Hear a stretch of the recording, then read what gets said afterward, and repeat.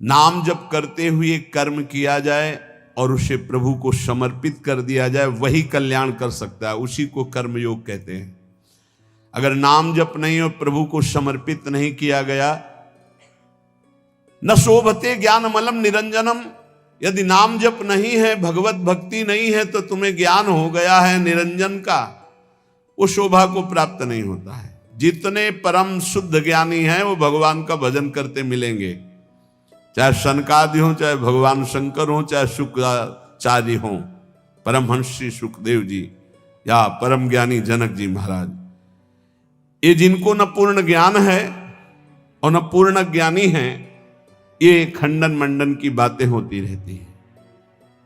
न शोभते ज्ञानमलम निरंजनम, मायातीत त्रिगुणातीत पर ब्रह्म का ज्ञान भी वो सुशोभित नहीं होता जिसमें भगवत चर्चा ना सुनी जाए, भगवान का नाम जप न किया जाए। निष्कर्म मप्यच्युत भाववर्जितम, यदि निष्काम कर्म किया जाए उसमें भगवत भावना नहीं है, नाम जप नहीं, तो वो कर्म भी कल्याण नहीं कर सकता। कुतः पुनः शाश्वत भद्रमीश्वरम, फिर और साधन ये जो अमंगलकारी हैं संसार के भोगों की, इनसे क्या कल्याण हो जाएगा। ये जो कामना कृत कर्म, कर्म कृत कामना, ये तो बंधनकारी है। जो निष्काम कर्म भी हैं, यदि वो भगवद अर्पित ना किए जाएं तो लाभ नहीं मिलेगा। इसका भाव समझिए। अगर ज्ञान है और भजन नहीं तो ज्ञान किसी काम का नहीं। गोस्वामी जी ने इसी श्लोक को सरल भाषा में लिखा है। वो जोग कुजोग है, वो ज्ञान अज्ञान है, जिसमें भगवान के चरणों में प्रेम न हो, उनका नाम जप न हो, उनका गुण कीर्तन न हो। वो कर्म धर्म सवाग लग जाए जो भगवान के चरणों में भाव न प्रकट करे, वो यहां कह रहे हैं। न शोभते ज्ञान मलम निरंजनम, मायातीत विशुद्ध जो त्रिगुणातीत ज्ञान है, यदि भगवान के चरणों में भक्ति नहीं, नाम जप नहीं, भजन नहीं, तो वो ज्ञान किस काम का। वो निष्कर्म कर्म भी किस काम का, जो अच्युत भावना विहीन, भगवत भावना विहीन, भगवान को अर्पण नहीं किया गया। फिर वो काम कर्म जो बंधन कारक है, उनकी तो चर्चा ही क्या है। एक बार देवर्षि नारद जी ने देखा भगवान बहुत प्रसन्न हैं, तो भगवान से कहा, प्रभु यदि मेरी भक्ति से प्रसन्न हो तो मैं आपसे एक प्रश्न करता हूं। क्वा तुम वससि देवेश, आप कहां रहते हो। मया पृष्ठस्तु पार्थिव, हे देवेश्वर, यद्यपि मैं अपने संतुष्टता के लिए पूछ रहा हूं, आप वैसे कहां रहते हैं, आप बता दीजिए। भगवान ने कहा, हे नारद, न मैं बैकुंठ में रहता हूं और न योगियों के हृदय में रहता हूं। ये मेरे प्रसिद्ध स्थान बताए गए हैं रहने के, पर मैं यहां नहीं रहता। मैं वहीं रहता हूं जहां मेरा भक्त नाम का कीर्तन करता, मेरी चर्चा करता, मेरे गुणों का गान करता है। यदि मनुष्य गंध पुष्पादि के द्वारा मेरे भक्तों का पूजन करते हैं तो मुझे इतनी प्रसन्नता होती है कि जो एक मेरी पूजा करे तो मैं उतना प्रसन्न नहीं होता जितना मैं अपने भक्त के पूजन से होता हूं। वो मूर्ख जो मेरी चर्चा करने वालों का, मेरे नाम कीर्तन करने वालों की निंदा करते हुए मेरे द्वेष के पात्र नहीं जानते कि जहां मेरी चर्चा होती है, नाम गुण कीर्तन होता है, वहीं मैं वास करता हूं। मद भक्ता यत्र गायन्ति तत्र तिष्ठामि नारद। नारद जी ने पूछा, प्रभु किसकी मां धन्य है, किसकी जन्मभूमि धन्य है और किसका कुल धन्य है। मां धन्यवाद की पात्र कौन है। तो कह रहे हैं, जिसके यहां ऐसा पुत्र पैदा हो गया वो मां धन्य हो गई। कैसा, जो अप्रमादी है, प्रमाद शून्य है, रात दिन भगवत भजन में लगा रहता है, ब्रह्म परो भगवत चिंतन परायण, समाहितो एकाग्र चित्त, जो एकाग्र चित्त से रात दिन प्रभु के भजन में लगा रहता है, शुचि पवित्र शरीर से मन से, तथैकांत एकांत चिंतन करने वाला, और जितेंद्रिय जो अपनी इंद्रियों को वश में कर लिया है, समाप्नुयाद योग मिमम महामना, जो मेरे ऐसे योग को प्राप्त हो गया। योग तेसाम सततयुक्ता नाम भजताम प्रीतिपूर्वकम ददामि बुद्धि योगम तम ये नमाम उपयांति ते। जो निरंतर भजन करता है उससे बड़ा कोई योगी नहीं। सबसे बड़ा वो योगी वही जो समाहित चित्त एकाग्र चित्त होकर के निरंतर भगवत चिंतन में रात दिन डूबा रहता है। ऐसा जो मेरा भक्त है तो कुलम पवित्रम, उसका कुल पवित्र हो गया। सो कुल धन्य उमा सुन जगत पूज्य सुपनीत, संपूर्ण जगत का बंदनी कुल हो गया जिसके यहां ऐसा बेटा पैदा हुआ जो रात दिन भजन करने वाला। कुलम पवित्रम, कुल का कुल पवित्र। जननी का तार था, वो मां कहलाने योग्य है।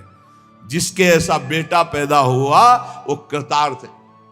श्री सेवक जी महाराज के धन्य है वो भूमि, तीर्थ हो जाता है जहां भक्त प्रकट होता है, वो भूमि बंदनी हो जाती है। भगवान शंकर जी एक बार एक जगह प्रणाम कर रहे थे तो पार्वती ने पूछा ये कौन सा तीर्थ स्थल है? तो उनका तीर्थ स्थल नहीं है, 1 सहस्त्र वर्ष बाद यहां एक भक्त पैदा होगा, 1000 वर्ष बाद। इसलिए मैं इस भूमि को प्रणाम करता हूं कि यहां एक महाभागवत प्रकट होगा। जिस भूमि में भागवत प्रकट होना है तो परम वैष्णवाचार्य भगवान शिव उस भूमि को नमन करते हैं। जो हरि का भजन करने वाले भगवान शंकर बहुत प्यार करते हैं उनको। मार्कंडे जी को बुलाए, भगवान शिव पार्वती दर्शन देने गए तो उन्होंने पूछा कभी ध्यान नहीं किया आपका, कभी बुलाया नहीं, आप क्यों आए प्रभु?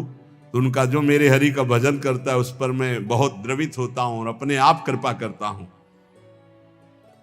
तो धन्य है उसकी मां जिसके ऐसा पुत्र पैदा हुआ रात दिन भजन करने वाला।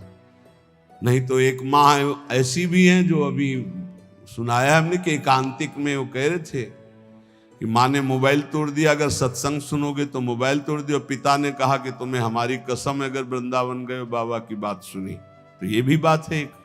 और एक वो है जो जननी करतार था। एक माँ आई थी और उसने बताया कि हमारे बेटे ने कहा कि अब दोबारा हमारे सामने मत आना, मैं आपको प्रणाम करता हूं क्योंकि आप आती हो तो हमारे मन में विक्षेप होता है। बोले हमने भी निश्चय किया कि अपने बेटे को अब कभी विक्षेप नहीं, मैं भले ही राधा केलकुंज में किसी जगह छुप के उसको देख लूं लेकिन अब कभी सामने नहीं जाऊंगी महाराज जी। वो भी शिष्य है तो उनका धन्य है आपकी ये त्याग निष्ठा जिससे उसका भी और वो श्री जी की सेवा में रात दिन बना रहता है। ये है निष्ठाएं, ये है जननी पवित्र जननी जिनकी कोख पवित्र हो गई, जिनका जीवन धारण करना पवित्र हो गया, गर्भ धारण करना पवित्र हो गया। जननी करतार था।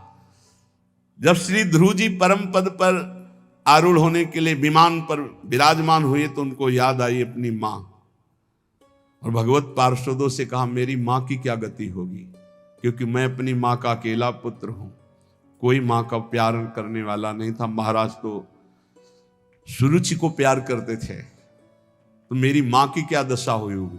तो उनका वो जो आपसे भी तीव्र गति से चमकता हुआ विमान आगे जा रहा है उसमें आपकी मां जा रही भगवान के धाम को। अश्रु आ गए कि भगवान आप कितने कृपालु हैं। प्रहलाद जी ने जब देखा कि भगवान नरसिंह प्रसन्न हुए तो उनका प्रभु वैसे तो मांगने की कोई इच्छा नहीं पर एक जानने की इच्छा है। मेरा पिता कहलाने वाला हिरण्यकश्यप आपसे द्रोह करता है, आपकी निंदा की तो उसे अवश्य नरकों की प्राप्ति होगी। नाथ क्या पिता कहलाने का अधिकार उनको प्राप्त हुआ इस शरीर का, तो क्या प्रभु उनकी नरक से उद्धार हो जाएगा? तो उनका तुम्हारे जैसा पुत्र जिसका हो 21 पीढ़ियां परम पद पे चली जाती। हिरण्यकश्यप तो मेरा पार्षद है, मेरी केवल लीला के लिए वो ऐसा कर रहा है, वो तो परम पद का अधिकारी था, है और रहेगा। अरे तेरे जैसा भक्त पैदा हो जाए तो 21 पीढ़ियां उस कुल की उद्धार हो जाती है। जननी करतार था। अब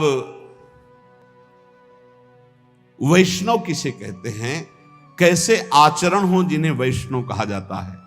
बहुत सुंदर देवर्षि नारद जी परम वैष्णवाचार्य हैं, वो वर्णन करते हैं।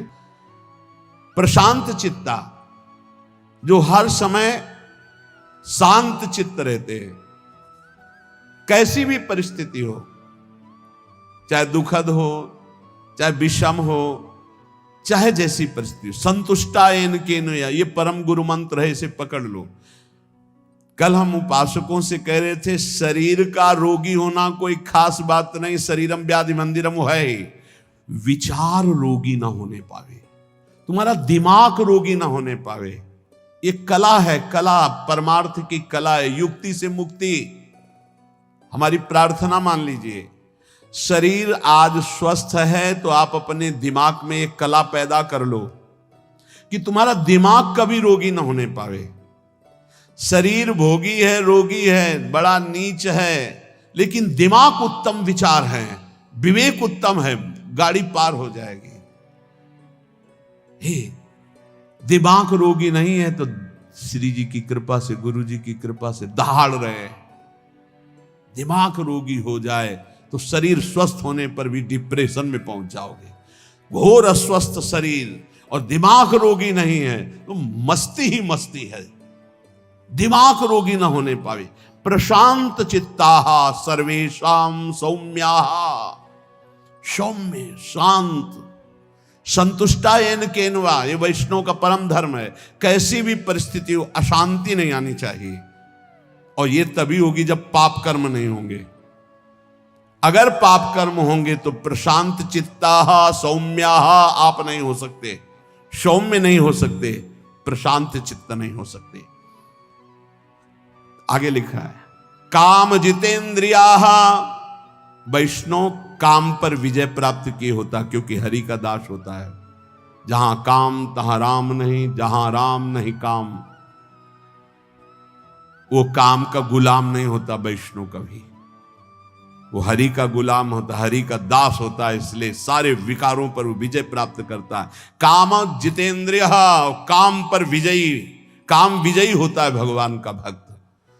प्रशांत चित्त, सबसे सौम्य कोमल बर्ताव, और इंद्रिय विजयी। कर्मणा मनसा वाचा परद्रोह मनिच्छवः, शरीर से, मन से, वाणी से कभी किसी से दुश्मनी स्थापित नहीं करता वैष्णव। वैष्णव अजात शत्रु होता है। हरिवंश नाम लीन जे अजात शत्रु ते सदा, प्रपंच दंभ आदि दय तहां कछु न पेखे।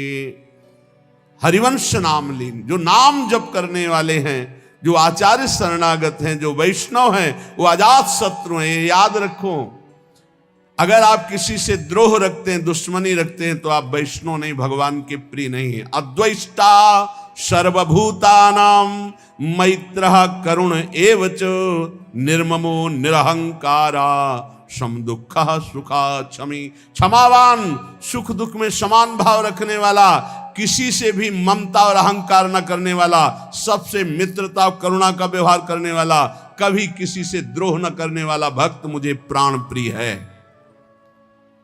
मन वचन कर्म से किसी से भी द्रोह ना हो। तुमसे कोई दुश्मनी रखे, तुम्हारे हृदय में उसके प्रति दुश्मनी ना हो, ये वैष्णव का लक्षण है। काम विजयी, प्रशांत चित्त और सौम्य सरल स्वभाव, मन वाणी कर्म के द्वारा किसी को भी दुख न देना, द्रोह न करना। दयार्द मनसो नित्यम, जिसका चित्त भगवत भजन से द्रवीभूत है, सब पर करुणा करने के लिए उतावला रहता है। वैष्णव का हृदय कैसा रहता है? सब पर करुणा करने की। क्या करूं कि इनको सुख पहुंच जाए, क्या दे दूं, कैसे इनको प्रसन्न कर लूं, कैसे इनका हृदय आह्लादित हो जाए, ये वैष्णव का हृदय होता है। दयार्द मनसो नित्यम, क्यों? दया समुद्र भगवान का भजन करते तो उनके हृदय में दया की हिलोरे, करुणा की हिलोरे उठती है। स्तेयम हिंसा परांग मुखा, वैष्णव कभी चोरी नहीं कर सकता, वैष्णव कभी किसी की हिंसा नहीं कर सकता। गुणेषु परकारेषु पक्षपात मुदान्विता, वो सदैव भगवत पक्षपाती होता है वैष्णव। जो भगवान का नाम, भगवान का गुणगान करते, उन्हीं से हमारा संबंध रहता है।